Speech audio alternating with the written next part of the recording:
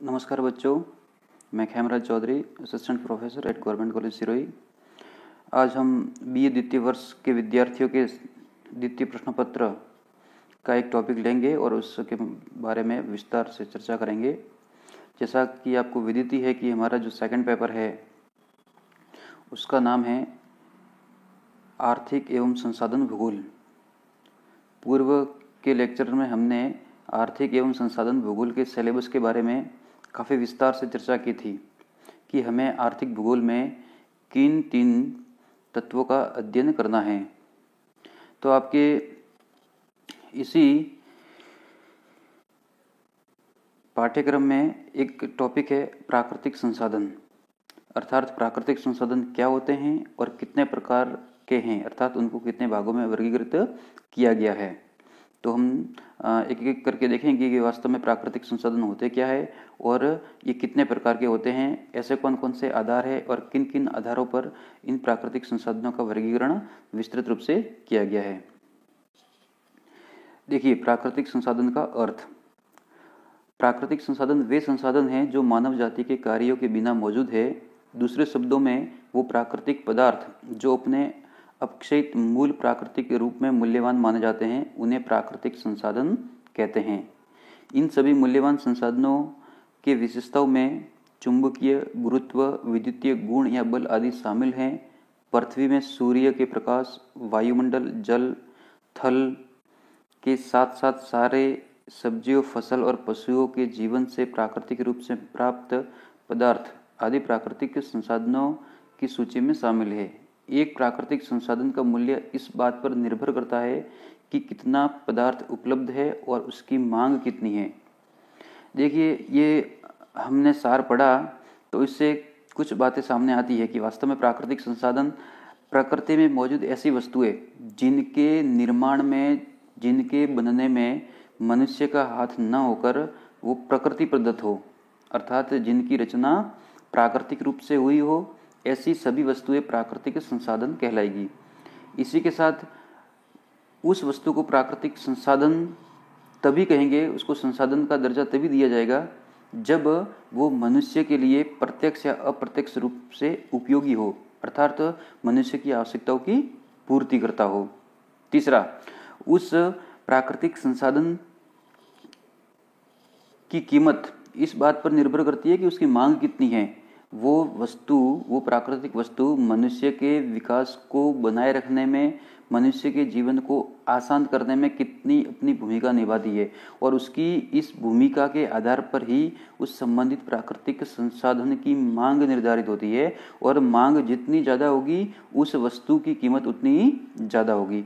तो हम देखते हैं कि प्राकृतिक संसाधन से हमारा तात्पर्य प्रकृति में मौजूद कोई भी ऐसी वस्तु जो मनुष्य की आवश्यकताओं की पूर्ति करती हो, जो हमारे लिए उपयोगी हो और उसकी निरंतर मांग बनी रहती हो, ऐसी किसी भी वस्तु को हम प्राकृतिक संसाधन कह सकते हैं। अब हम प्राकृतिक संसाधनों का वर्गीकरण करेंगे। तो वर्गीकरण के विभिन्न आधार है, जिसमें पहला आधार है कि उत्पत्ति के आधार पर, अर्थात उस प्रकृति प्रदत्त वस्तु की उत्पत्ति किस रूप में हुई और कैसे हुई। तो उत्पत्ति के आधार पर प्राकृतिक संसाधनों को 2 भागों में बांटते हैं, एक तो जैव प्राकृतिक संसाधन और एक है अजैव प्राकृतिक संसाधन। मोटे तौर पे हम कह सकते हैं कि जैव प्राकृतिक संसाधन में ऐसी कोई भी वस्तु जिसमें जीवन पाया जाता हो और अजैव में जिसमें जीवन नहीं पाया जाता हो। तो देखिए, इसमें जैव प्राकृतिक संसाधन वह संसाधन जिनकी प्राप्ति जीवमंडल से होती है और इनमें जीवन व्याप्त है, जैसे मनुष्य, वनस्पति जात, पशुधन, ये सब जैव प्राकृतिक संसाधन कहलाएंगे। इसी प्रकार अजैव प्राकृतिक संसाधन वे सारे संसाधन जो निर्जीव वस्तुओं से बने हैं, उन्हें अजैव संसाधन कहते हैं। विभिन्न प्रकार की चट्टानें हैं, धातु है, खनिज है, ये सारे के सारे अजैव प्राकृतिक संसाधन कहलाएंगे। यह नवीनीकरण योग्य एवं अनवीनीकरण योग्य हो सकते हैं। तो पहला आधार हो गया उत्पत्ति के आधार पर। अब देखिए, प्राकृतिक संसाधनों का दूसरा आधार स्वामित्व के आधार पर प्राकृतिक संसाधनों को 4 भागों में बांटा गया है। स्वामित्व का मतलब है उस संबंधित संसाधन पर, उस वस्तु पर मालिकाना हक किसका है। तो यदि किसी निजी व्यक्ति का है तो ऐसी वस्तु, ऐसे संसाधन को बोलेंगे व्यक्तिगत संसाधन।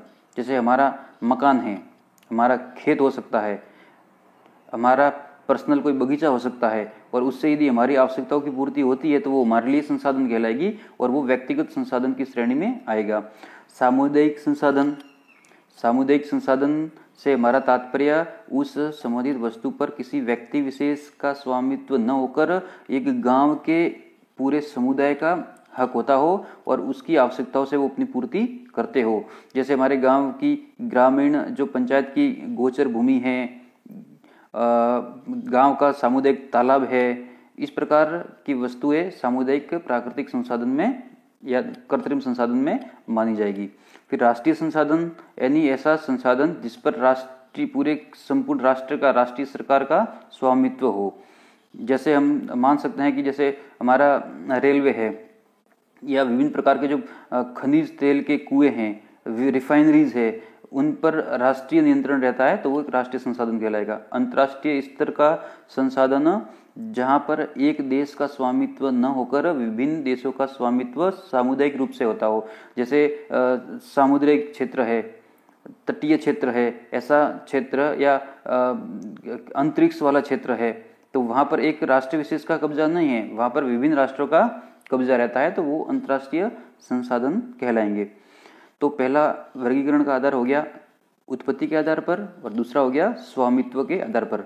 अब देखिए संसाधनों के वर्गीकरण का तीसरा आधार ये है समाप्यता के आधार पर, अर्थात जो प्राकृतिक संसाधन है उसकी आयु कितनी है, अर्थात वो कब तक समाप्त हो सकता है, यानी कि उसकी उत्पत्ति से लेकर उसके वर्तमान और भावी उसका स्तर क्या रहेगा। तो समाप्यता के आधार पर दो प्रकार के वर्गीकरण है, एक तो नवीनकरणीय योग्य और एक है अनवीकरण योग्य, रिन्यूएबल और नॉन रिन्यूएबल रिसोर्स भी इनको कहते हैं। तो नवीनीकरण योग्य में वो संसाधन है जैसे जिन्हें फिर से निर्माण हम कर सकते हैं, उनको नवीनीकरण योग्य संसाधन कहते हैं। जैसे सौर ऊर्जा है, पवन ऊर्जा है, जल, वन, वन्य जीव, इन संसाधनों को इनके सतत प्रवाह के कारण नवीनीकरण योग्य संसाधन के अंतर्गत रखा जाता है, यानी कि इसका बार बार उपयोग करेंगे तो भी समाप्त नहीं होंगे। उनका हम मनुष्य चाहे तो दूसरी बार उनका निर्माण कर सकता है। जैसे हम किसी प्राकृतिक वनस्पति को नष्ट करते हैं या अपने लिए उपयोग करते हैं तो हम दूसरे पेड़ भी लगा सकते हैं साथ में, तो ये नवीनीकरण श्रेणी में आएगा। अनवीनीकरण योग्य में वे संसाधन जो वातावरण में उपस्थित वैसी सभी वस्तुएं आएगी जिन्हें उपयोग के बाद निर्माण नहीं किया जा सकता या उनके विकास या उनके बनने में लाखों करोड़ों वर्ष लगते हैं, उनको अनवीनीकरण संसाधन कहते हैं। जैसे जीवाश्म ईंधन, जीवाश्म ईंधन में जो ऊर्जा संसाधन जैसे पेट्रोल, कोयला आदि, इनके निर्माण में लाखों करोड़ों वर्ष लगते हैं। एक बार यदि इनका आपने उपयोग कर लिया और समाप्त कर लिया तो तुरंत आपको ये उपलब्ध नहीं हो पाएंगे। तो ऐसे सभी संसाधन जो एक बार उपयोग होने के बाद खत्म हो जाते हैं और उनके बनने में, उनके निर्माण में एक लंबा समय लगता है, उनको बोलते हैं अनवीनीकरणीय योग्य संसाधन। जीवाश्म ईंधन का विकास एक लंबे भूवैज्ञानिक अंतराल में होता है। इसका अर्थ यह है कि एक बार पेट्रोल, कोयला आदि ईंधन की खपत कर लेने पर उन्हें किसी भौतिक या रासायनिक क्रिया द्वारा प्राप्त नहीं किया जा सकता, अतः इन्हें अनवीनीकरण योग्य संसाधन के अंतर्गत रखा गया है। धातु हमें खनन के द्वारा खनिज के रूप में मिलती है।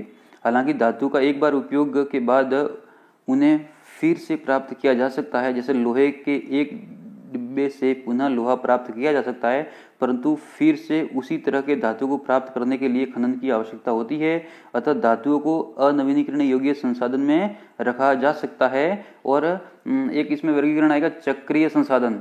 जैसे लोहा है तो लोहे से बनी कोई भी वस्तु है उसको हम गला के पिघला के वापस पूर्व की धातु की स्थिति में प्राप्त कर सकते हैं, तो उनका एक चक्रण चलता रहता है, एक साइकिल होता है, तो उसको चक्रीय संसाधन भी कहते हैं। तो देखिए वर्गीकरण के तीन आधार अभी तक हमने पढ़ लिए, एक तो उत्पत्ति के आधार पर, दूसरा स्वामित्व के आधार पर और तीसरा आधार है समाप्यता के आधार पर। अब चौथा आधार देखिए वो है विकास के स्तर के आधार पर। विकास के स्तर के आधार पर तीन भागों में हम बांटेंगे, एक तो संभावी संसाधन, एक विकसित भंडार और एक है संचित कोष। ये क्या होते हैं देखिए। संभावी वैसे संसाधन जो विद्यमान तो है परंतु उनके उपयोग की तकनीकी का सही विकास नहीं होने के कारण उनका उपयोग नहीं किया गया है, संभावी संसाधन कहलाते हैं।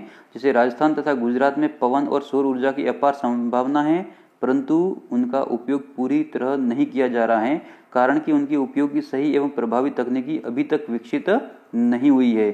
दूसरा है विकसित भंडार, वे से संसाधन जिनके उपयोग के लिए प्रभावी तकनीकी उपलब्ध है तथा उनके उपयोग के लिए सर्वेक्षण, गुणवत्ता और मात्रा निर्धारित की जा चुकी है, उन्हें विकसित संसाधन कहते हैं।